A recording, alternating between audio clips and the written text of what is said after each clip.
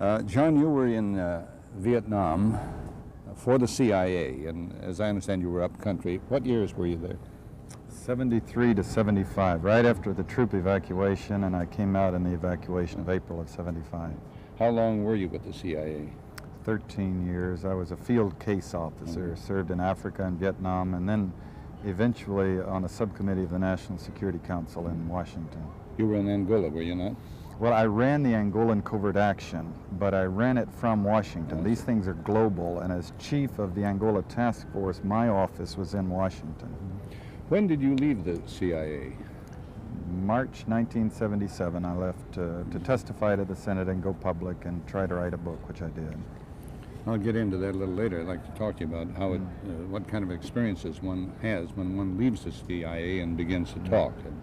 It must be very, very interesting. Let's talk about the function of the CIA. I think a lot of us have an impression that all the CIA does is gather intelligence. Intelligence is information, of course. Now, one would think that if you obtained information that was based upon fact, and if that is so, what did you do with it? Well, one of the four principal functions of the CIA is to gather intelligence and ideally forward it to the president, the users of information, the policymakers, as they say. There are other functions, however, some of them more legitimate than others. One is to run secret wars, the covert action that's written and talked about so much, like what's happening in Nicaragua today from Honduras. Another thing is to disseminate propaganda to influence people's minds, and this is a major function of the CIA. And unfortunately, of course, it overlaps into the gathering of information. You have contact with a journalist, you will give him true stories, you'll get information from him, you'll also give him false stories. Did you buy his confidence with true stories? You buy his confidence and set him up. We've seen this happen recently with Jack Anderson, for example, who has his intelligence sources, and he has also admitted that he's been set up by them. You know, every fifth story just simply being false. You also work on their human vulnerabilities to recruit them in a classic sense, to make them your agent so that you can control what they do, so you don't have to set them up sort of, you know, by putting one over on them. So you can say, here, plant this one next Tuesday. Can you do this with responsible reporters? Yes, the Church Committee brought it out in 1975, and then Woodward and Bernstein put an article in Rolling Stone a couple of years later. 400 journalists cooperating with the CIA, including some of the biggest names in the business, to consciously introduce the stories into the press. Well, give me a concrete example of how you use the press this way, how a false story is planted and how you got it published. Well, for example, in my war, the Angola War that I helped to manage, 1/3 of my staff was propaganda. Ironically, it's called covert action inside the CIA. Outside, that means the violent part. I had propagandists all over the world, principally in London, Kinshasa, and Zambia. We would take stories which we would write and put them in the Zambia Times, and then pull them out and send them to a journalist on our payroll in Europe. But his cover story, you see, would be that he'd gotten them from his stringer in Lusaka, who had gotten them from the Zambia Times. We had the complicity of the government of Zambia, Kenneth Kaunda, if you will, to put these false stories into his newspapers. But after that point, the journalists, Reuters and AFP, the management was not witting of it. Now, our contact man in Europe was, and we pumped just dozens of stories about Cuban atrocities, Cuban rapists. In one case, we had the Cuban rapists caught and tried by the Ovimbundu maidens who had been their victims, and then we ran photographs that made almost every newspaper in the country of the Cubans being executed by the Ovimbundu women who supposedly had been their victims. But these were fake photos? Oh, absolutely. We didn't know of one single atrocity committed by the Cubans. It was pure, raw, false propaganda to create an illusion of communists, you know, eating babies for breakfast and that sort. Totally false propaganda.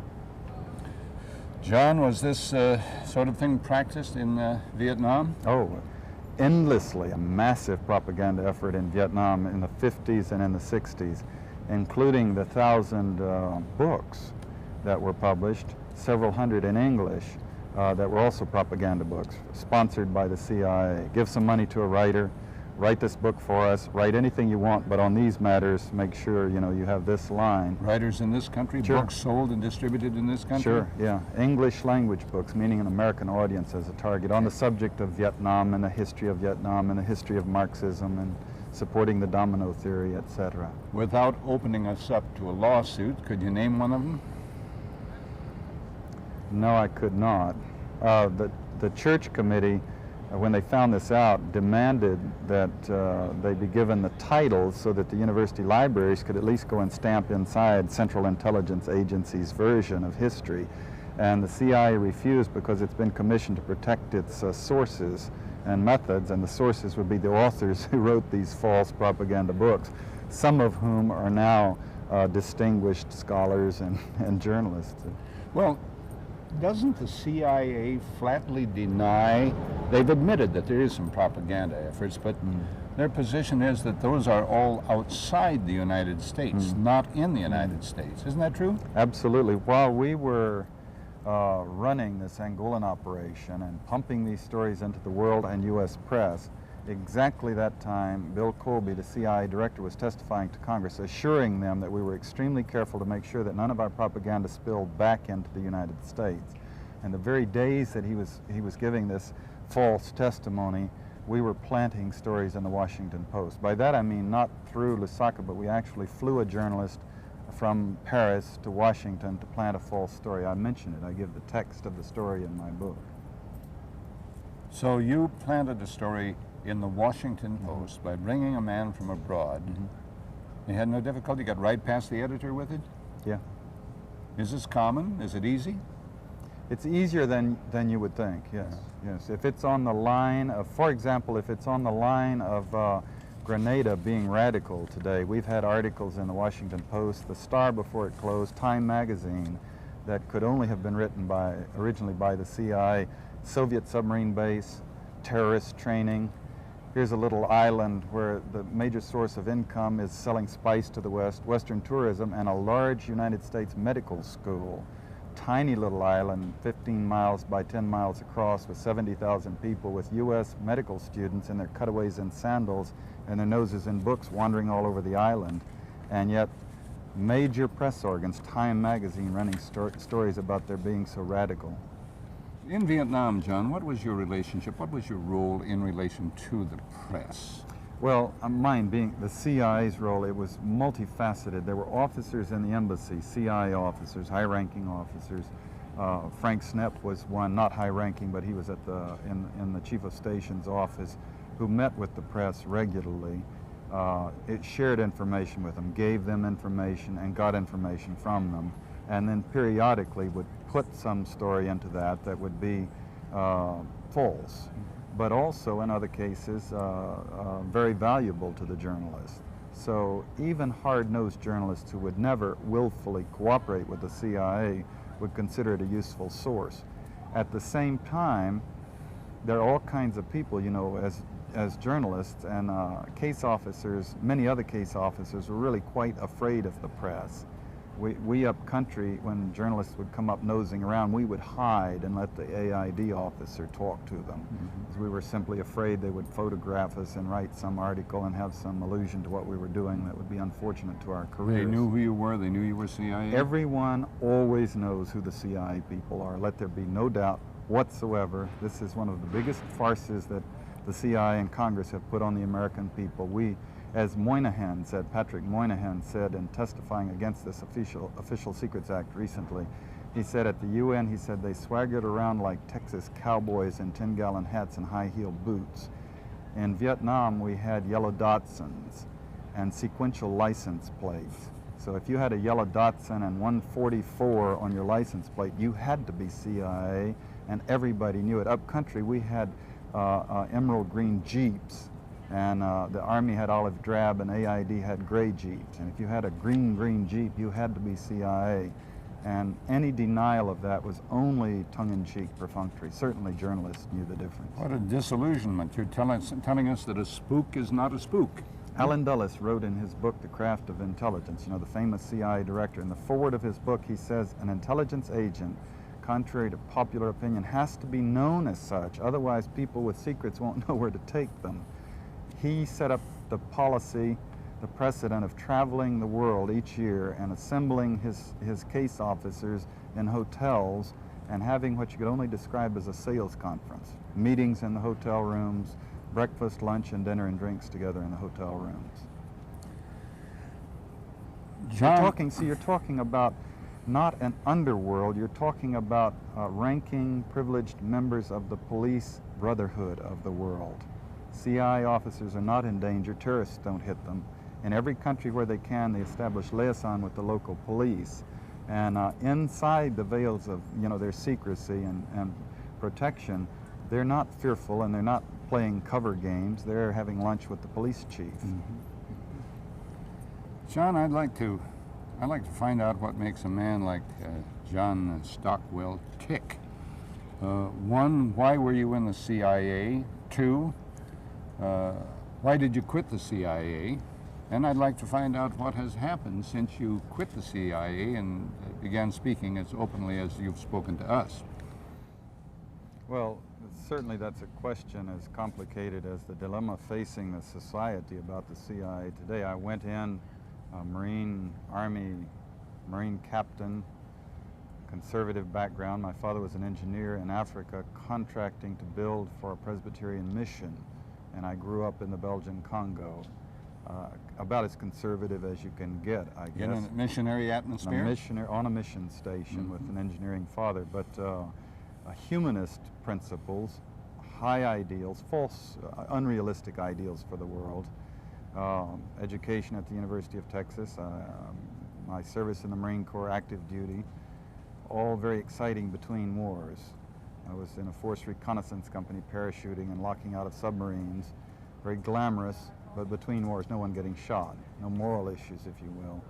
And then the CIA recruited me right at the end of the Kennedy era. He had just been shot. Ask not what your country can do for you, but what you can do for your country. And all of the propaganda that had been put out on the American people against communism, the height of the domino theory, and my own naivete, thinking I was educated when in fact I was not. And I thought, going into the CIA, that I was doing the best thing I possibly could with my life in the noblest ideals of our society. Thinking I was bettering mankind by making the world free for democracy. And it just took me 13 years and 3 secret wars to realize how absolutely false that was, and the Church Committee's revelation simultaneously to the Vietnam and then the Angolan thing. It just took me that long to see the thing from a totally different light. And my basic ideals have certainly never changed in terms of basic humanism, basic sympathy for the people of the world. A service to this country that goes back so far, I don't even have to deal with detractors, I feel, who say I'm a traitor or whatnot. That's silly with the things that I've done with my life. But I think we are drifting from the values that we teach ourselves in school of democracy, of freedoms. I think we're selling out to a very small police organization who is absorbing American principles about as fast as the judicial and legislative processes can absorb them, freedoms of speech and press, and at the same time are continuing policies of killing in every corner of the world, right now in Nicaragua and El Salvador. I think I deplore that morally, but I also think it's extremely dangerous because it could flash so easily into a world confrontation with the Soviet, to the Holocaust, to the nuclear war. Well, what has happened? What has happened to you since you left the CIA and started speaking like this? Well, I've been sued by the CIA. I've been threatened by the FBI. I have not been beaten or mauled. I have exercised my right, as I see it, to speak out and lectured at length. they've made it very clear they don't appreciate it. And like I say, I've been warned that dire things could happen to me, but I don't know if these were bluffs or not. Nothing has yet. I've been sued for damages by the CIA, which is a certain irony when you think about it.